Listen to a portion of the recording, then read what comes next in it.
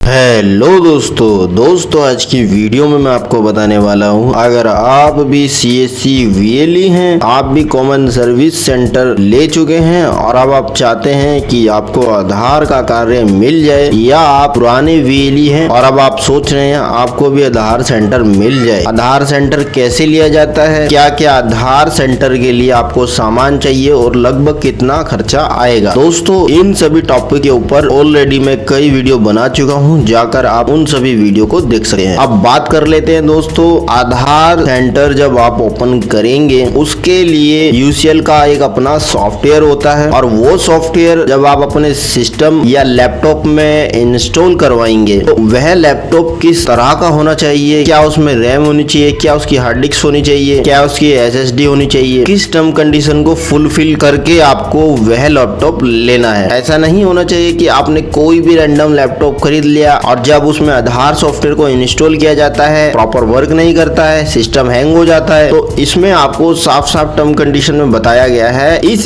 Specification के तहत laptop आधार VLE के पास होना चाहिए। तो दोस्तों मैं आपको बता देता हूँ किस तरह का लैपटॉप आपके पास होना चाहिए। तो चलिए दोस्तों वीडियो को स्टार्ट करते हैं। और दोस्तों वीडियो स्टार्ट करने से पहले मैं आपको एक बात बता देना चाहता हूँ, जो भी नए VLE या पुराने VLE आधार का कार्य लेना चाहते हैं, आधार का कार्य लेने से पहले आपको एक आधार सुपरवाइजर का एग्जाम देना होता है। आधार सुपरवाइजर एग्जाम जब आप दे देते हैं उसके बाद ही आपको आधार के लिए ऑथराइज किया जाता है। दोस्तों आधार एग्जाम किस तरह दिया जाता है और क्या क्या उसमें क्वेश्चन आते हैं वो आने वाली वीडियो में मैं आपको बता दूंगा। जैसे कि दोस्तों आप देख सकते हैं ये मैंने चैप्टर तैयार किए हैं, इन सभी टॉपिक्स के ऊपर मैं वीडियो लेके आ रहा हूँ। आप भी दोस्तों इजिली आधार एग्जाम को पास कर सकते हैं। आने वाली वीडियो में मैं आपको बता दूंगा किस तरह से आपको एग्जाम देना है और क्या क्या उसमें क्वेश्चंस आएंगे। आपके पास सभी वीडियो की latest information time to time पहुंचती रहे, इसके लिए आपको हमारे चैनल से जुड़ना होगा ताकि आपको आने वाली हर लेटेस्ट अपडेट मिलती रहे। तो चलिए दोस्तों वीडियो को स्टार्ट करते हैं। इस वीडियो में दोस्तों मैं इंपॉर्टेंट पॉइंट्स को कवर करूंगा जो आपको किसी दूसरी वीडियो में नहीं देखने को मिलेगा, और यह इंपॉर्टेंट पॉइंट आपके लिए बहुत जरूरी है। क्या वह इंपॉर्टेंट पॉइंट हो सकते हैं दोस्तों, वीडियो के अंत तक बने रहिए। मैं वीडियो दोस्तों केवल आप ही के लिए ही बनाता हूं ताकि आपको बेहतर जानकारी मिल सके।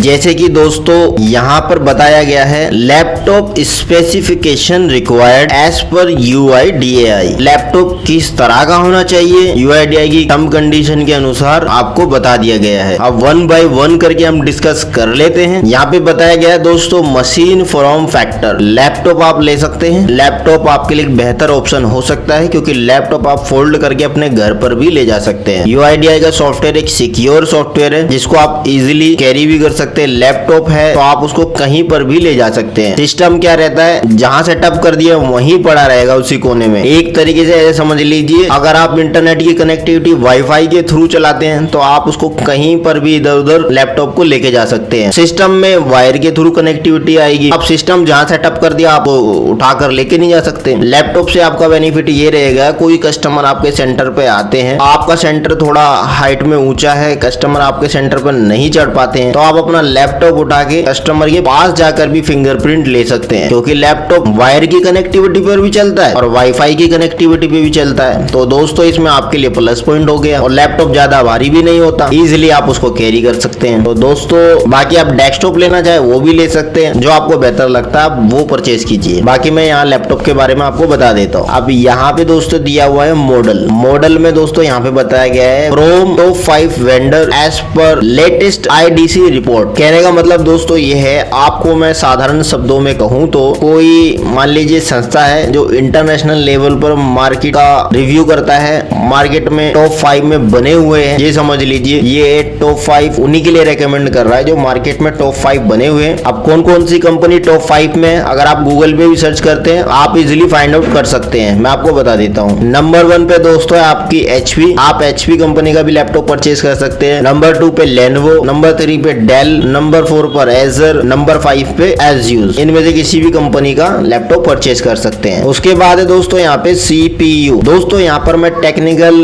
डेप्थ कंसेप्ट में बातें नहीं करूंगा, यहाँ पे मैं लगभग मोटा मोटा आपको बता देता हूँ ताकि आप भी समझ पाए, हाँ भाई इस तरह का लैपटॉप लेना चाहिए। जब आप लैपटॉप लेने जाएंगे तो वहाँ पे दोस्तों आप इंटेल का प्रोसेसर लेना चाहते हैं या AMD का लेना चाहते हैं, दो कंपनी है। अगर आप इंटेल कंपनी का परचेज करते हैं तो दोस्तों यहाँ पे बताया गया है मिनिमम i5 9 जनरेशन और हायर। जैसे कि मैं भी इंटेल का i5 8 जनरेशन यूज कर रहा हूँ। 8 जनरेशन भी सबसे बेस्ट है, 9 जनरेशन, 10 जनरेशन, 11 जनरेशन, ये तो समय समय पर अपग्रेडेशन होते रहते हैं। आप अपने बजट के हिसाब से जो आपको बेहतर लगता है आप वो ले सकते हैं, लेकिन मिनिमम i5 लेना है, यहाँ पे बताया गया है। हालांकि चाहे तो आप दोस्तों i3 भी लैपटॉप परचेज कर सकते हैं, लेकिन उसमें क्या है दोस्तों, आप प्रॉपर वर्क नहीं कर पाएंगे। अब उसमें UCL इंस्टॉल हो भी सकता है, नहीं भी हो सकता है। अगर हो गया तो हो सकता है आपका लैपटॉप हैंग होकर चले, प्रॉपर वर्क ना कर पाए। तो जो टर्म कंडीशन बताई गई है as per UIDAI i5 generation होना चाहिए और 9 जनरेशन और हायर। वो आप अपने बजट के हिसाब से 10 जनरेशन, 11 जनरेशन अपने बजट के हिसाब से परचेज कर सकते हैं। और AMD का प्रोसेस रहता है, तो यहाँ पे बताया गया है सीरीज जो होनी चाहिए आपकी 3000 और उससे हायर होनी चाहिए। और यहाँ पे बताया गया है 2.3 gigahertz quad core base frequency और लेटर। दोस्तों यहाँ पर हम ज्यादा डेप्थ कंसेप्ट में नहीं जाएंगे, आप ये देख लीजिए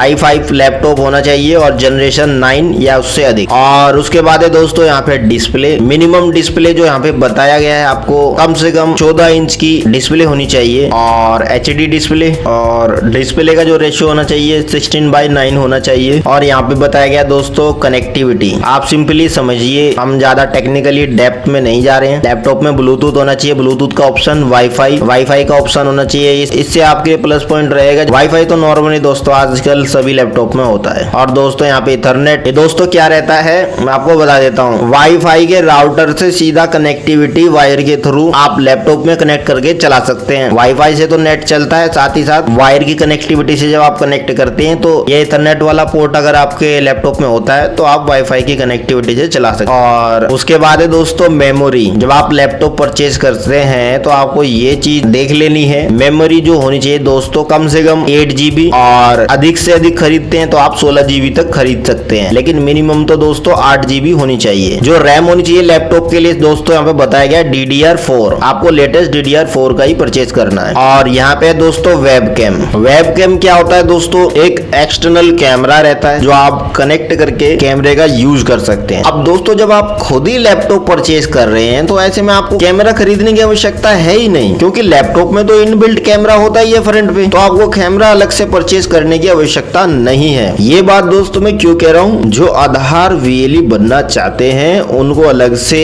कैमरा परचेज करने की आवश्यकता नहीं है, क्योंकि आधार VLE को बायोमेट्रिक चाइल्ड एनरोलमेंट का कार्य नहीं मिलता है। आप अगर वेबकैम परचेज कर लेते हैं तो आपके लिए वेबकैम किसी काम का नहीं है। जैसे यहाँ पे बताया गया built in webcam with minimum high definition 720 pixel not required in case of desktop. अगर आपके पास लैपटॉप है तो अलग से वेबकैम रिक्वायर्ड है नहीं, लेकिन मैं तो ये सजेस्ट करूंगा दोस्तों अगर आपके पास डेस्कटॉप है तो तब भी वेबकैम परचेज मत कीजिए। अगर आप आधार UCL के लिए वेबकैम परचेज करना चाहते हैं तो आपके लिए किसी काम का नहीं है, क्योंकि एक्सटर्नल कैमरे की आवश्यकता कब पड़ेगी, जब आप बच्चों को फोटो खींचेंगे आधार बनाते समय, या आपके पास बायोमेट्रिक का काम होता है, चलो भाई किसी कस्टमर का फोटो चेंज कर रहे हैं, तब आपको कैमरे की आवश्यकता पड़ती है। अगर आप कैमरा एक्सटर्नल परचेज करना चाहते हैं तो आप परचेज कर सकते हैं। और उसके बाद है दोस्तों स्टोरेज, जैसे कि यहाँ पे बताया गया है मिनिमम स्टोरेज 256, ज्यादा से ज्यादा 500 GB, आप अपने बजट के हिसाब से देख सकते हैं। तो स्टोरेज होनी चाहिए दोस्तों SSD की स्टोरेज होनी चाहिए। आजकल लैपटॉप के अंदर दोस्तों SSD भी आ रही है, जिसको हम फुल फॉर्म में सॉलिड स्टेट ड्राइव भी बोलते हैं। और साथ ही दोस्तों कम से कम HDD यानी हार्ड डिस्क ड्राइव, आपके लैपटॉप में जो हार्ड डिस्क ड्राइव रहेगी बताया गया है कम से कम 500 GB तो होनी चाहिए। मैं तो आपको रेकमेंड यही करूंगा दोस्तों आप 1 TB की परचेज कर लीजिए, ज्यादा फर्क नहीं रहता।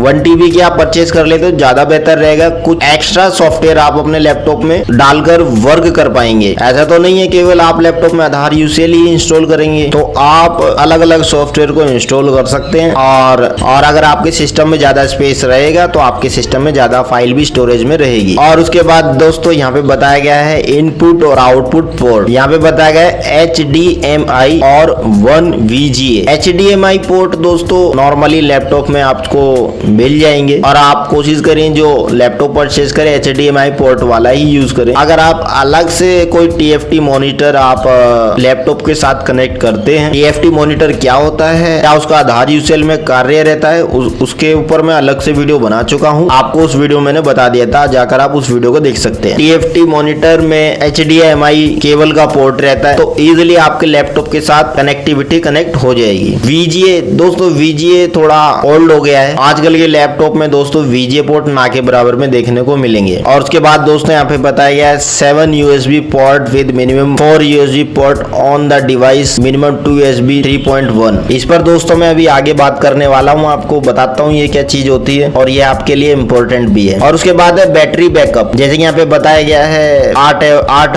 घंटे का बैटरी बैकअप टाइम। और अगर पीसी आपने ले रखा है उसका UPS टाइम कम से कम 30 मिनट का बैटरी बैकअप होना चाहिए। उसके बाद है दोस्तों चिपसेट, ये सब तो दोस्तों लैपटॉप में इनबिल्ट आता है, आपको अलग से खरीदने की जरूरत नहीं है। ग्राफिक कार्ड वगैरह ये सब दोस्तों आपका लैपटॉप में इनबिल्ट रहता है, वो आप देख लेना। आपको 2 GB का ग्राफिक कार्ड चाहिए दोस्तों, जो लैपटॉप में गेमिंग वगैरह खेलते हैं या HD क्वालिटी की वीडियोस वगैरह देखना पसंद करते हैं, तो ग्राफिक कार्ड उनके लिए ज्यादा बेहतर हो सकता है। अगर आप आधार यूसेज के लिए लैपटॉप ले रहे हैं तो आपको गेमिंग तो खेलनी नहीं है, ना आपको कोई HD में वीडियो प्ले करनी है, तो 2 GB का भी ग्राफिक कार्ड आपके लिए बहुत रहेगा। यहाँ पे बताया कीबोर्ड मिनिमम 84 कीज, अगर आपके लैपटॉप में 84 की भी नहीं है कोई फर्क नहीं पड़ता, आपका काम चल जाएगा और आप एक्सटर्नल कीबोर्ड खरीद के भी अपने लैपटॉप के साथ कनेक्ट कर सकते हैं। यहाँ पे बताया है टच पैड, यानी का मतलब दोस्तों जैसे कि लैपटॉप में एक टच पैड होता है जिसको टच करके आप माउस का कर्सर इधर उधर कर सकते हैं। जैसे कि माउस कर्सर इधर उधर हो रहा है, मैंने कोई एक्सटर्नल इसमें दोस्तों माउस नहीं लगाया हुआ है, लैपटॉप के टच पैड से ही मैं वर्क कर रहा हूँ, तो उसी के बारे में यहाँ पे बताया गया है। और यहाँ पे बताया गया है विंडो 10 64 बिट्स, अभी तो लेटेस्ट में विंडो 11 चल रही है, आप विंडो 11 ले सकते हैं। अगर आपको विंडो 11 पे वर्क प्रॉपर नहीं कर पाते तो आप विंडो 10 यूज कर सकते हैं। तो TPM का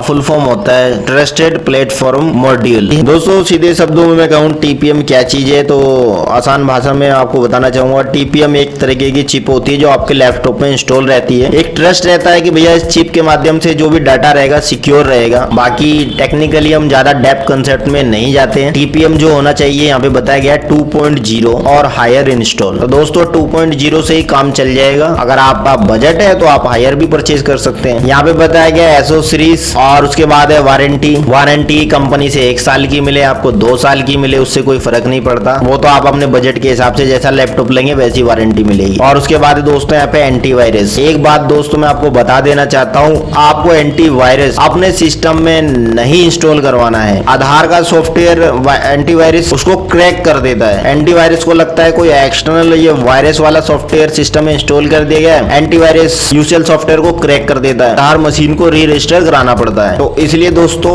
आपको अलग से एंटीवायरस परचेज नहीं करना है, आपका पैसा वेस्ट हो जाएगा। एंटीवायरस रहेगा तो यूसीएल ऑटो क्रैक हो जाता है। मुझे खुद यूसीएल टीम ने यह रेकमेंड किया था एंटीवायरस इंस्टॉल नहीं करना है। दोस्तों आपको बता देता हूँ USB पोर्ट का, जैसे कि यहाँ पे आपको बताया भी गया है, in case the laptop has less than 6 USB ports, मतलब जहाँ पर आप अपना कीबोर्ड का पोर्ट लगाते हैं, माउस का पोर्ट लगाते हैं, लैपटॉप में तो नॉर्मली 2 पोर्ट रहते हैं, ठीक है दोस्तों। Then a USB hub with multiple USB connection, कहने का मतलब दोस्तों ये बताया जा रहा है कम से कम 6 पोर्ट तो होने चाहिए जिसको आप कनेक्ट करके अपना आधार यूसेज का कार्य कंटिन्यू कर सके। अब जैसे कि इन्होंने यहाँ पे बता भी दिया है कि अगर आपके सिस्टम में या लैपटॉप में कम से कम 6 USB पोर्ट नहीं है तो आपको एक्सटर्नल USB पोर्ट परचेज कर लेना है। आजकल दोस्तों 100 या 150 रुपए का आपको बाजार से USB पोर्ट हब मिल जाएगा, अलग से परचेज करके उसको कनेक्ट करके यूज कर सकते हैं। जैसे कि यहाँ पे बताया गया है GPS, आपको अपने लैपटॉप के साथ GPS कनेक्ट करना है, एक पोर्ट तो उसके लिए चला गया। दूसरा पोर्ट बताया गया यहाँ पे स्कैनर, जब आप यूसीएल यूज करेंगे तो आपको प्रिंटर भी यूज करना होगा क्योंकि रसीद भी तो प्रिंट करेंगे, स्कैनिंग भी करेंगे। आइरिस स्कैनर, आइरिस फिंगरप्रिंट भी आपके सिस्टम के साथ कनेक्ट होना चाहिए क्योंकि स्कैन हो गया आइरिस से तभी आपका आधार यूसेज लॉगिन होगा। और monitor plug in through USB port, अगर आपके पास लैपटॉप है तो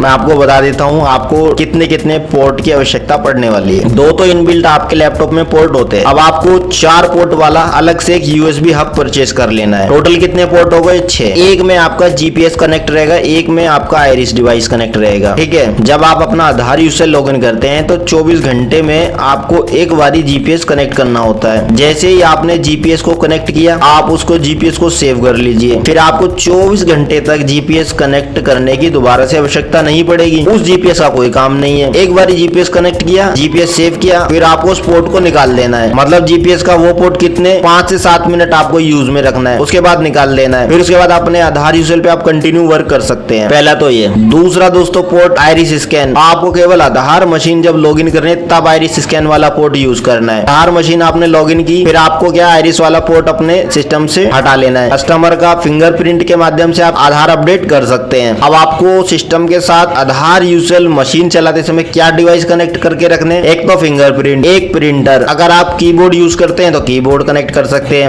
माउस यूज करते हैं तो माउस कनेक्ट कर सकते हैं। ये 4 पोर्ट तो उसमें लग जाएंगे जो आपने एक्सटर्नली मल्टीपल हब परचेज किया है, तो इन्हीं से दोस्तों आपका काम चल जाएगा। जो आपको लगता है इस डिवाइस का मेरे सिस्टम में अभी वर्क नहीं है, तो उस डिवाइस को आप निकाल दीजिए। जैसे कि आपको लगता है मैं अभी करंट में जीपीएस का यूज नहीं कर रहा हूँ, उस पोर्ट को निकाल दीजिए। आपको लगता है मैं आइरिस डिवाइस का यूज नहीं कर रहा हूँ, उसको निकाल दीजिए। आपको लगता है फिंगरप्रिंट डिवाइस का यूज आप नहीं कर रहे हैं, उसको आप निकाल दीजिए। वेब कैमरा कोई आपको अलग से इंस्टॉल करना नहीं है, लैपटॉप में इनबिल्ट वेब कैमरा आता है। तो मैं आशा करता हूँ दोस्तों आपको यहाँ तक प्रोसेस समझ आ गया होगा। तो दोस्तों जैसे कि आज की वीडियो में आपने देखा है, अगर आप भी आधार का कार्य लेना चाहते हैं, गाइडलाइन और स्पेसिफिकेशन के तहत आपके पास लैपटॉप होना चाहिए। तो दोस्तों मैं आशा करता हूँ मेरे द्वारा दी गई जानकारी आपको सही लगी होगी। अगर अभी भी आपके मन में कोई कंफ्यूजन है, कोई सवाल है, तो आप हमें कमेंट बॉक्स में पूछ सकते हैं। और बस आज की वीडियो में इतना ही। धन्यवाद।